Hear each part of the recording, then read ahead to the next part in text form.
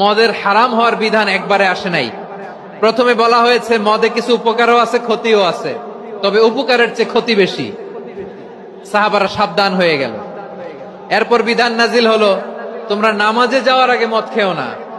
5 বেলা সাহাবারা আর মদের কাছেও যেতেন না, আরো সাবধান হয়ে গেল। সব শেষে ইন্নামাল খামরু ওয়াল মাইসিরু ওয়াল আনসাবু ওয়াল আজলামু রিজসুম মিন আমালিশ শাইতান ফাজতানিবু। মদ, জুয়া এগুলো শয়তানের কাজ, এগুলো থেকে বিরত থাকো। সবাই মদ খাওয়া থেকে একেবারে বিরত রইল। মদের মটকা হাড়ি ভেঙে সবাই মদিনার রাস্তায় ঢেলে দিল। মদের পানিতে পুরো মদিনার অলি গলি সয়লাভ হয়ে গেল। বলেন সুবহানাল্লাহ। তাহলে মদ কি একবারে হারাম হয়েছে? প্রিয় সিলেট, আওয়াজ করে বলেন, মদের বিধান, হারাম হওয়ার বিধান এটা কি একবারে হয়েছে? কেউ যদি ইসলাম মানতে চায়, একবারে তাকে